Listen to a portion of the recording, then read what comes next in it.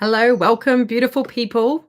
I am Susie Taff, and this is the Susie Unshaped sessions. And whilst we are normally talking about emotional peeling off all the emotional shapewear that we have been conditioned with over the course of our human lives, today I just wanted to jump in quickly and correct some. Well, I don't think I actually said the wrong facts. I gave a range of facts that were just like spraying facts everywhere.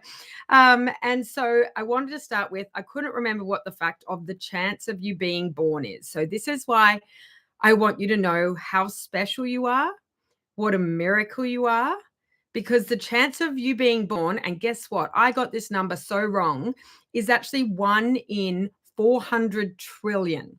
So if you take all the probabilities of everything that had to line up and actually happen for you to be born, the probability of you being born is 1 in 400 trillion. So let's just breathe that in. You are a miracle. Those chances are very, very slim. So you being here right now in itself is completely miraculous. So I want you to say that again. I am a miracle. If you want to do my tapping, we can do our tapping. I am a miracle. Head, heart, and then stomach. I am a miracle. I am a miracle. I am a miracle. And some of you might know the EFT or NFT tapping, which is all different places, but I do the 3: head, heart, stomach. If you need to reiterate anything to yourself, if you want anything to land like in your heart, tap the 3 points. I think I got it wrong. There's a head brain, a heart brain, and a stomach brain. I think I flipped it around and said there's a heart, a head, heart, and a stomach heart. But I suppose it's all our own internal intelligence, isn't it? Okay, so talking about miracles, my next favorite topic of conversation, 3i Atlas. I completely gave you all the wrong dates the other day for for when it was going to be near here. So I've actually put them in the description box because I find 3i Atlas absolutely fascinating. And yes, I do have a scientific background, so I think the science really appeals to me. Stefan Burns, I will link him as well because he is just so fascinating on the subject. But then there's been lots of other people talking about it as well. But I just love, he's very sciencey, but he can link it to sort of a little bit more of the philosophical connections and quantum physics as well. So I suppose that's sciencey too, isn't it? Anyway, 3i Atlas will be coming closest to the first planet it's hitting is not hitting. It's not hitting anything. It's coming closest to Mars on October 3rd.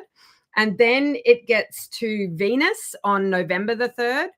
And then it comes to Earth on December 19. So that is 2 days before the summer or winter solstice, wherever you are. So I myself am totally geeking out on 3i Atlas. 3 is because it's the 3rd interstellar object, which is what the I is for actually, that has been recorded in our solar system. And Atlas was the telescope or whatever found it, whatever located it the first time. Atlas was the name of that. So 3i Atlas, I will promise to not talk only about 3i Atlas for the next 3 months, but I am just fascinated by it. Stefan Burns, again, he explains it's probably about now I'm going to make up facts again. Anyway, the actual size of it, I think I've seen somewhere, is about the size of Manhattan, the physical size of it. But it has this thing called a dusty plasma coma. And so that is like I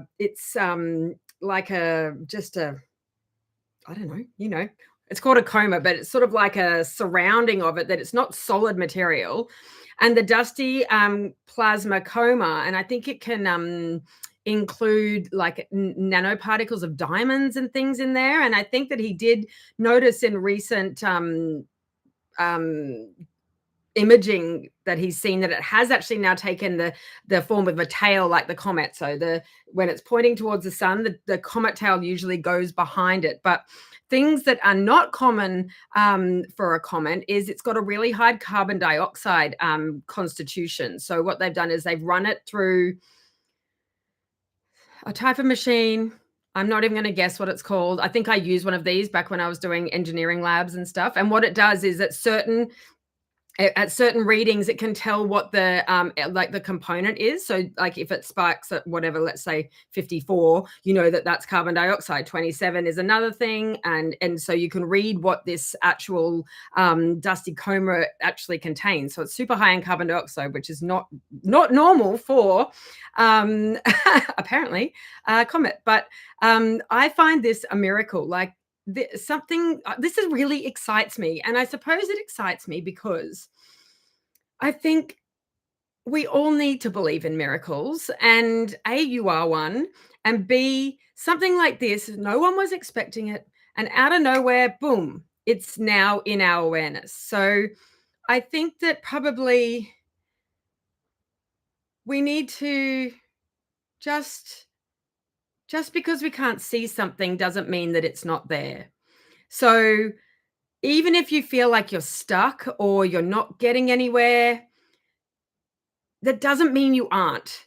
Like, just because you can't see it doesn't mean there's not a whole lot of things working in the background. A little bit like my analogy with we are exactly where we are meant to be at all times, because you don't know what the multitude of possibilities are if you weren't in that place at that exact time. So I like to use that in traffic. Well, today I was actually driving, I was driving on the highway, and on the other side of the lane was a car literally in flames. Like, it was engulfed in flames. There was fire engines everywhere. They were trying to put it out. Thankfully, there was no ambulances, so I don't think there was anyone in it. How a car on the like, and it closed down the whole opposite way of the highway. So, you know me, how I like to read into signs. And so the sign I read with that is, I am going in the right direction. As had I been going in the other direction, or had it been across on my highway, I would have been jammed back for traffic. I would have had to abort my mission. And so there was a very, like, it wasn't as big as the mouse sign. The mouse, that was enormous compared to the tiny mouse sign, but it was a sign. So I read that as I am going in the right direction. So look for the little signs, trust that you are exactly where you are meant to be, and watch out for miracles. So I hope you have a beautiful day, night, whatever it is for you. Remember, you are a miracle. Remember how loved you are and how supported you are. And I just want you to take a big, deep breath in to close this out. Like, I want you to breathe in all the love that the universe and the plants and the animals and your friends, all of that, all that love that everyone has for you. Even if you can't see it, doesn't mean that it's not there.